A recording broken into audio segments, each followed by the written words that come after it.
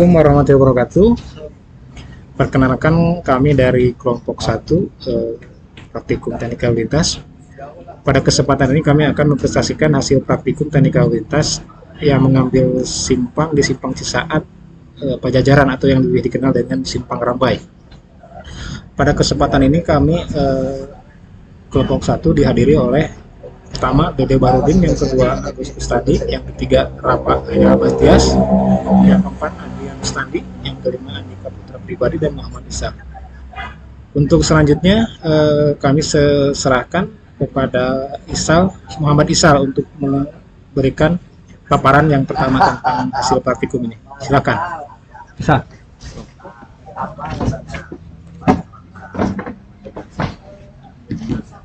Assalamualaikum warahmatullahi wabarakatuh. Perkenalkan, nama saya Muhammad Isa Maulana. Saya akan bacakan pendahuluan. Bab 1, pendahuluan. Ruas jalan adalah tulang punggung sistem transportasi yang vital dalam mobilitas manusia dan barang. Kualitas dan efisiensi ruas jalan memainkan peran penting dalam menjaga aliran lalu lintas yang lancar, mengurangi kemacetan, meminimalkan waktu perjalanan, dan memastikan keselamatan pengguna jalan.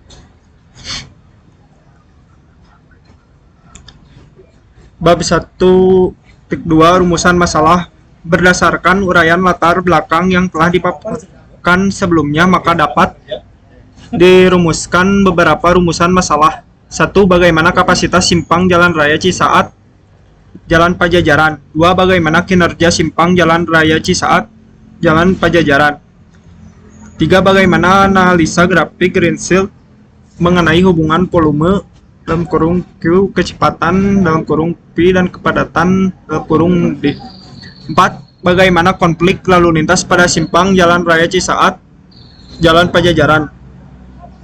Tujuan penelitian berdasarkan rumusan masalah yang telah dipaparkan. Adapun tujuan yang ingin dicapai dari penelitian diantaranya: 1. Mengetahui nilai kapasitas simpang Jalan Raya Cisaat Pajajaran. Mengetahui kinerja simpang Jalan Raya Cisaat Pajajaran.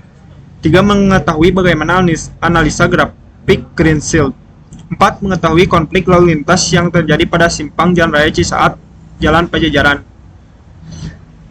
Manfaat dari penelitian ini antara lain sebagai masukan kepada pihak-pihak terkait, terutama pemerintah Kabupaten Sukabumi, guna membuat pemikiran dan inovasi baru yang mendukung keinginan dan kebutuhan masyarakat.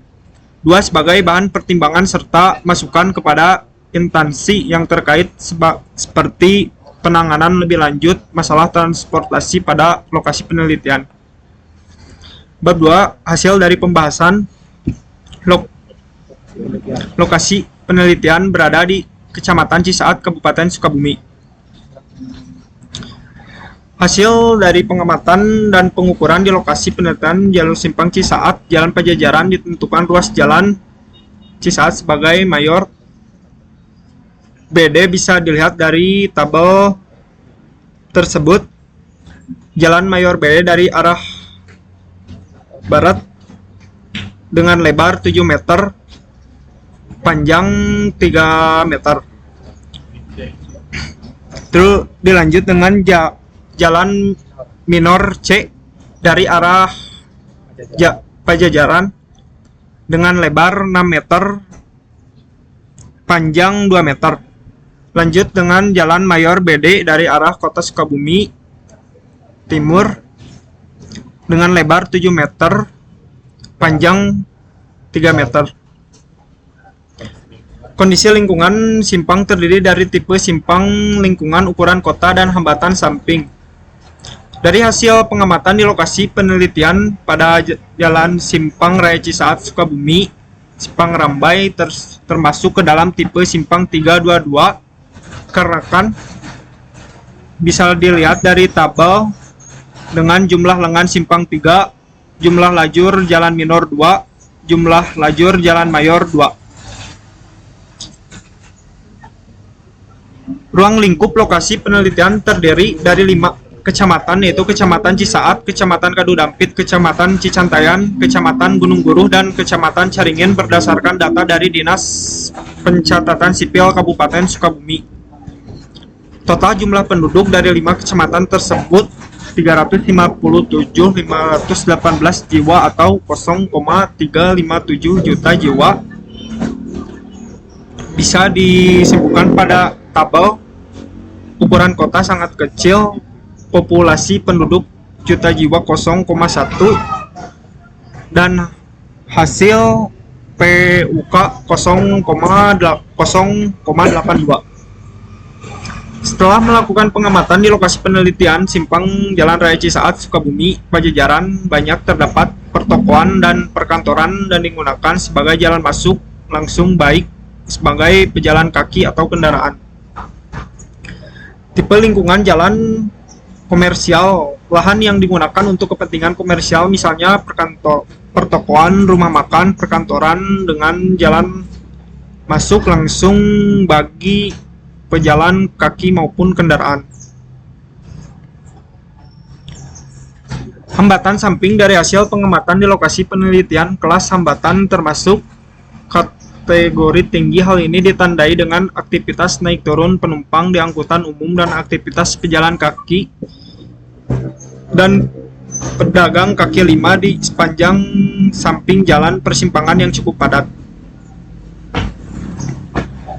Data volume arus lalu lintas. Pengambilan data volume lalu lintas dilakukan pada hari Minggu tanggal 19 Mei 2024, diambil selama 3 jam mulai dari jam 1.15.30 sampai dengan 16.30, jam kedua 16.30 sampai dengan 17.30, jam ketiga 17.30 sampai dengan 18.30 dengan interval 15 menit. Bisa dilihat dari tabel periode waktu 15.30 sampai dengan 16.30 mobil penumpang atau MP sebanyak 1.223, kendaraan sedang KS 39, sepeda motor SM 2,251 dengan jumlah 3,513. Lanjut dengan jam kedua dari 16.30 sampai dengan 17.30 mobil penumpang atau MP 1,104, kendaraan sedang KS 71, sepeda motor SM 1,980 dengan jumlah 3,155. Lanjut ke jam ketiga 17.30 sampai dengan 18.30 mobil penumpang MP 1,140, kendaraan sedang KS 42, sepeda motor SM 1,915 jumlah 3.600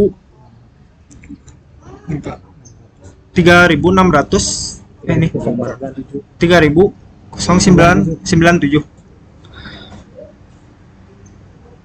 Data kecepatan. Pada pengambilan data kecepatan dilakukan pada setiap lengan persimpangan. Pengambilan data kecepatan dilakukan dengan cara mengukur jarak 200 meter dari lengan persimpangan. Kemudian mengukur kembali sejauh 50, barulah diambil data dari setiap kendaraan yang melewati rentan jarak tersebut sebanyak 20 sepeda motor SM, 10 mobil penumpang MP, dan 10 kendaraan sedang KS.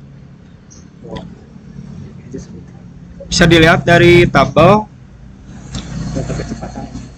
data kecepatan menurut waktu 25,83. Terus lanjut data menurut ruang 23. Selanjutnya bisa dilihat dari tabel. Demikian penjelasan dari saya. Selanjutnya akan diteruskan oleh rekan saya.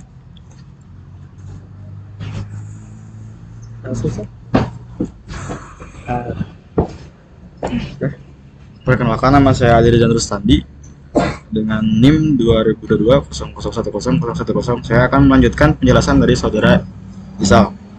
Untuk perhitungan kapasitas simpang, pertama kapasitas dasar. Menurut PKJ 2023 berdasarkan tabel Jalan Raya Cisaat Sukabumi dan Jalan Pajajaran Simpang Rambai termasuk ke dalam tipe simpang 22, yaitu yang ini. Maka nilai kapasitas dasar diperoleh sebesar 2.700 menurut PKJI. Lanjut, untuk penetapan lebar rata-rata pendekat atau LRP berdasarkan perhitungan, di sini kita mendapatkan LRP sebesar 3,25 meter. Untuk faktor koreksi lebar pendekat rata-rata atau FLP, faktor koreksi lebar pendekat dapat dihitung menggunakan rumus yang terdapat pada PKJI. Untuk simpang 322 diperoleh rumus FLP, yaitu 0,73 ditambah 0,760 dikali LRP. LRP yang kita dapat sebelumnya yaitu 3,25 meter, sehingga didapatkan hasil 0,977. Nah, untuk mencari nilai LRP menggunakan grafik terdapat pada gambaran ini dengan cara menentukan LRP terlebih dahulu, yaitu 3,25 meter, yaitu yang ini. Kemudian ditarik pada garis biru, yaitu yang ini, sehingga didapat nilai yang ini sebesar 0,977. Lanjut, faktor koreksi median jalan mayor. Sesuai dengan PKJI 2023, karena simpang Jalan Raya Cisaat Sukabumi dan Jalan Pajajaran tidak mempunyai median, maka besarnya faktor koreksi median pada jalan mayor yaitu sebesar 1. Kemudian faktor koreksi ukuran kota. Ruang lingkup lokasi penelitian kita terdiri dari 5 kecamatan, yaitu Kecamatan Cisaat, Kecamatan Kedudapit, Kecamatan Santayan, Kecamatan Gunung Buruh, dan juga Kecamatan Seringin, dengan total penduduk 357.518 jiwa atau 0,307 juta jiwa. Sesuai dengan PKJI, berdasarkan data penduduk tersebut, maka dikategorikan kota kecil sesuai dengan PKJI. Maka besar faktor koreksi ukuran kota FK-nya sebesar 0,88. Lanjut, untuk faktor koreksi hambatan samping. Yang pertama, tipe lingkungan. Setelah melakukan pengamatan di lokasi penelitian simpang Jalan Raya Cisaat dan Pajajaran yang terdapat perkotaan dan perkantoran dan digunakan sebagai jalan masuk langsung baik sebagai pejalan kaki ataupun kendaraan. Oleh karena itu, kita kategorikan tipe lingkungan termasuk lingkungan area komersial. Lanjut ke kelas hambatan. Dari hasil pengamatan di lokasi, penelitian kelas hambatan samping termasuk kategori tinggi berdasarkan PKJI 2023. Dengan aktivitas naik turun penumpang di angkutan umum dan aktivitas pejalan kaki yang cukup padat. Untuk menentukan faktor koreksi hambatan samping FAS dapat dilihat pada tabel di bawah ini. Dengan tipe lingkungan komersial dan hambatan samping tinggi, maka FAS yang kita dapat sebesar 0,93. Setelah itu lanjut ke faktor koreksi belok kiri. Untuk menentukan faktor koreksi belok kiri diperlukan nilai rasio belok kiri atau RBKI terhadap arus lalu lintas total, yaitu 1743,4 SMP. Dari hasil perhitungan di formulir S1 didapat nilai RBKI 0,14. Koreksi belok kiri didapat dengan menggunakan rumus yang di bawah ini. Maka setelah dihitung diperoleh nilai RBKI sebesar 1,65. Untuk mencari RBKI menggunakan grafik yang terdapat pada gambar ini, yaitu dengan cara menentukan nilai RBKI terlebih dahulu, yaitu sebesar 0,14, yang itu yang ini, pada garis ditarik pada garis biru, sehingga didapat hasil ini sebesar 1065. Lanjut untuk faktor koreksi belok kanan. Untuk menentukan faktor koreksi belok kanan diperlukan nilai rasio belok kanan atau RBKA terhadap arus lalu lintas total, yaitu 1743,4 SMP per jam. Dari hasil perhitungan yang didapat dari formulir S1 dapat nilai RBKA 0,13. Faktor koreksi belok kanan dapat diperoleh dengan menggunakan persamaan berikut. Setelah dihitung maka didapat nilai 0,968. Untuk menentukan nilai FBKA dapat menggunakan grafik, yaitu dengan cara menentukan nilai RBKA terlebih dahulu, yaitu 0,13, yaitu yang ini. Kemudian ditarik pada garis berwarna biru, yaitu yang ini, maka didapat nilai sebesar 0,968, sama dengan menggunakan rumus yang ini. Lanjut ke faktor koreksi jalan mayor, jalan minor. Untuk menentukan faktor koreksi jalan minor diperlukan nilai rasio arus jalan minor. RMI adalah rasio arus lalu lintas jalan minor. Terdapat arus lalu lintas total yaitu 1743,3 SMP per jam. Dari hasil perhitungan formulir 1 didapat rasio arus minor sebesar 0,173. Faktor koreksi rasio pada jalan minor dapat dihitung menggunakan rumus ini. Setelah dihitung, maka didapat nilai 1,1097. Sehingga untuk kapasitas simpang berdasarkan perhitungan yang di atas didapatlah hasil untuk kapasitas simpangnya sebesar 2270 SMP per jam. Demikian penjelasan dari saya akan dilanjutkan untuk saudara Rafa. Assalamualaikum warahmatullahi wabarakatuh. Kenalkan, nama saya Rafa Arya Batias. Saya akan melanjutkan presentasi tersebut dari saudara tim saya sebelumnya. Di sini saya akan menjelaskan ini ada beberapa kode yang dimana DJ itu adalah derajat kejenuhan dan C adalah kapasitas simpang dalam SMP atau disebut juga satuan mobil penumpang per jam. Dan di sini ada Q adalah semua arus lalu lintas kendaraan bermotor dari semua lengan simpang yang masuk ke dalam dan simpang dengan satuan mobil penumpang per jam.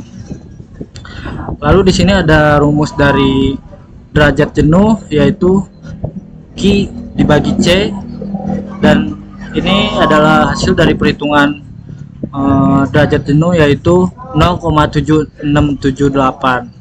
Bisa disebut juga dibulatkan menjadi 0,77. Menentukan nilai derajat jenuh yang didapat masih lebih kecil dari 0,8, yang artinya kinerja simpang Jalan Cisaat dan Sukabumi lalu dan Jalan Pajajaran masih memenuhi syarat atau masih mampu menampung volume arus lalu lintas yang terjadi. Lalu di sini ada tundaan. Tundaan merupakan waktu tempuh tambahan yang digunakan pengemudi untuk melalui satu simpangan apabila dibandingkan dengan lintasan simpang. Dan di sini ada TLL. TLL adalah tundaan lalu lintas rata-rata untuk semua kendaraan bermotor yang masuk simpang dari semua arah. Karena nilai dari derajat jenuh itu lebih besar, maka nilai TLL dapat dihitung menggunakan rumus di sini. Lalu dalam perhitungan hasil perhitungan tersebut yaitu 8,89 detik. Tidak hanya itu, kita juga bisa menghitung dalam grafik tersebut. Di sini ada ada derajat kejenuhan, yang itu derajat kejenuhan itu 0,77, yang dimana garis merah ini, dan di sini ada juga tundaan simpang yang dimana TLL tadi 8,89 yang ini. Lalu di sini ada tundaan lalu lintas mayor TLL MA. Tundaan lalu lintas ini adalah tundaan lalu lintas rata-rata untuk semua kendaraan bermotor yang masuk simpang dari jalan raya mayor, lalu dapat dihitung menggunakan persamaan ini. Hasil dari perhitungan tersebut yaitu 6,61 detik satuan mobil penumpang. Lalu di sini ada tundaan lalu lintas minor atau disebut juga dengan TLLMI. Tundaan lalu lintas minor adalah tundaan lalu lintas rata-rata untuk semua kendaraan bermotor yang masuk simpang dari jalan minor, ditentukan dari TLL dan TLLMA. Lalu ini adalah rumus dari hitungan TLLMI. Hasil dari perhitungan tersebut yaitu 2,28,04 detik per satuan mobil penumpang. Lalu di sini ada tundaan geometrik atau disebut juga dengan TG. Tundaan geometrik adalah tundaan rata-rata seluruh simpang dapat dihitung menggunakan persamaan sebagai berikut. Untuk hasil dari perhitungan tersebut yaitu 3,1 detik per satuan mobil penumpang. Hasil perhitungan tundaan geometrik ini yaitu 3,96. Lalu di sini ada tundaan simpang yang dimana kode dari tundaan simpang yaitu T. Tundaan terjadi karena dua hal, yaitu tundaan lalu lintas yang dimana TLL tadi ini, dan tundaan geometrik atau juga disebut dengan TG. Rumus dari perhitungan tundaan simpang ini yaitu tundaan lalu lintas yang 0,889 ditambah TG. TG itu yang 3,96. Hasil dari perhitungan tersebut yaitu 12,85 detik per satuan mobil penumpang. Lalu di sini ada peluang antrian, di mana peluang antrian adalah simbolnya PA.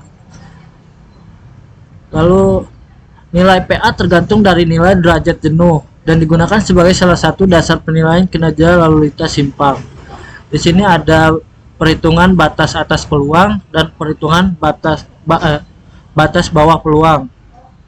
Hasil dari batas atas peluang yaitu 47,64% dan batas atas bawah peluang yaitu 23,85%. Lalu di sini ada grafik yang dimana perhitungan dari hasil di atas. Di sini derajat kejenuhan yang dimana derajat kejenuhannya tadi 0,77 dan atau di sini peluang antrian PA yang dimana 4,764.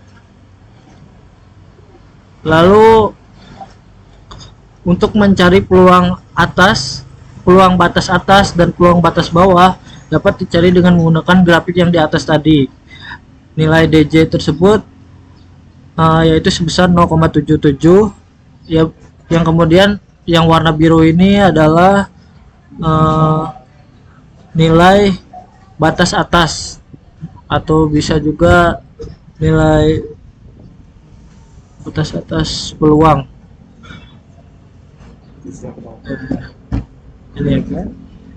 Dan garis warna merah menunjukkan 2,3,85%. Lalu presentasi tersebut akan dilanjutkan oleh Bapak Dede. Terima kasih kepada saudara Pak. Selanjutnya kami akan jelaskan. Sebelumnya saya perkenalkan dulu, nama saya Dede Barudin dengan NIM 20221040. Setelah dari penjelasan di atas, mungkin kita akan melanjut kepada masalah green seal. Apa itu green seal? Yaitu grafik untuk menentukan seberapa hubungan antara kecepatan, kepadatan, volume. Pada kesempatan ini kami sudah mengasumsikan beberapa hal, tapi ini tidak sampai ke perhitungan. Cuma saya hanya bikin grafik saja tentang green seal. Yaitu grafik green seal itu yaitu untuk mencari hubungan antara kecepatan, kepadatan, dan volume. Dari sini kita ada beberapa grafik ya. Grafik 1 seperti ini, grafik 2 seperti ini, dan grafik 3 seperti ini. Untuk grafik 1 menunjukkan hubungan kendaraan sama kepadatan. Ini grafik 1, hubungan kendaraan sama hubungan arus kendaraan sama kepadatan, dimana setelah kita analisa, grafik 1 menunjukkan hubungan antara kendaraan dan kepadatan yang hubungannya sifatnya parabolik. Di grafik ini ada sifat parabolik. Pada saat arus nol, maka kecepatan juga nol. Artinya kepadatan juga nol. Artinya tidak ada kendaraan atau tidak ada kendaraan sama sekali. Atau bisa saja kendaraannya sangat padat, makanya kecepatannya nol. Bisa ada dua kemungkinan. Pertama, kemungkinannya kendaraannya arusnya nol, arus kendaraannya nol, atau arusnya sangat padat sehingga kecepatannya menjadi nol. Pada saat titik A, maka terjadi perubahan, yaitu di mana ada penurunan kecepatan terjadi penurunan, dan kepadatan juga akan mengalami kenaikan sampai pada titik A, sehingga ketika mencapai pada titik C, titik C itu adalah kecepatan volume arus lintas mencapai titik maksimum. Jadi di sini ketika sampai titik maksimum, maka titik maksimum, maka kepadatan mencapai maksimal atau disebut juga dengan kepadatan kritis. Di titik C itu disebut kepadatan kritis. Setelah melewati titik C, itu tepatnya titik B, maka akan terjadi penurunan kecepatan. Artinya di sini kita memasuki daerah arus lintas yang tidak stabil. Berarti ada penurunan kecepatan sampai kepada titik B. Pada titik B arus mencapai jumlah maksimum, maka kepadatan mencapai maksimal atau disebut dengan titik kritis. Maaf, ini pada titik D ini. Pada titik D, setelah melewati titik kepadatan titik kritis, maka terjadi penurunan kendaraan. Pada titik D, kepadatan mencapai titik maksimum. Nih, pada titik D ini kepadatan mencapai maksimum, maka kecepatan 0. Berarti di sini pergerakan kendaraan udah sangat parah atau disebut macet total. Selanjutnya kepada grafik yang kedua, yaitu untuk menjelaskan hubungan antara kecepatan ke kepadatan. Hubungan ini bersifat linear, ya, duanya bersifat linear. Pada saat kecepatan 0, maka kepadatan juga maksimum. Pada saat kecepatan maksimum, maka kepadatan adalah 0. Artinya pada saat di sini kita bisa memacu kendaraan secara cepat gitu, karena tidak ada kendaraan. Ketika masuk ke daerah titik A, mulai terjadi penurunan kecepatan. Kecepatan terjadi penurunan dan kepadatan milik ada kenaikan sampai kepada titik C. Titik C mencapai kecepatan kritis karena pada saat itu terjadi arus maksimal dan kepadatan bisa makin meningkat. Pada saat titik B ini, pada saat titik B ini kepadatan semakin bertambah, maka kecepatan semakin menurun. Kecepatan akan semakin menurun. Di sini disebut daerah arus lintas yang tidak stabil. Artinya adalah kepadatan semakin meningkat di sini. Otomatis kecepatan akan semakin menurun sehingga sampai kepadatan maksimum, sangat maksimum, kecepatan akan menjadi 0. Pada saat kondisi ini, maka posisi lalu lintas itu terjadi kemacetan atau tidak bergerak sama sekali. Selanjutnya untuk grafik green seal, pada grafik ketiga itu menjelaskan bagaimana hubungan antara arus kendaraan dengan kecepatan. Di sini bisa dilihat ketika terjadi kecepatan maksimum, kecepatannya maksimum, maka kepadatannya 0. Artinya di sini adalah kecepatannya maksimum. Maka pada saat kecepatan menurun pada titik A, maka kepadatan juga akan meningkat. Kepadatan di sini dan sampai ke arus maksimum. Pada saat mencapai arus maksimum, maka di sini ada namanya daerah titik kritis ya. Maka di sini juga kecepatan akan menurun dan kepadatan juga akan, dan sehingga pada saat kepadatan 0 maka kecepatan 0. Itu dari green seal. Itu adalah grafik green seal ya. Setelah selesai grafik green seal itu menjelaskan hubungan bagaimana antara kecepatan dan kepadatan. Selanjutnya kita konflik simpang.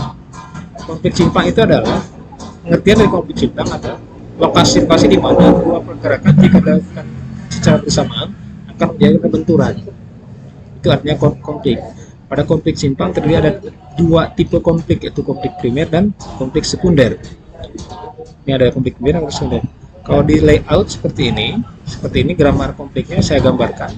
Maka sini ada beberapa titik-titik yang disebut dengan titik. Pada titik yang berbulat hitam di sini ada titik terjadi persilangan seperti ini. Ini dia dari arah selatan atau dari minor C, dia akan ke arah mayor B, ke arah Sukabumi. Maka di sini akan terjadi persilangan dengan dari arah Sukabumi ke arah Cisaat. Makanya di sini disebut titik persilangan. Di sini yang disebut rawan benturan. Yang kedua dari segitiga. Segitiga itu termasuk penggabungan. Jadi maksudnya penggabungan dari mana? Dari arah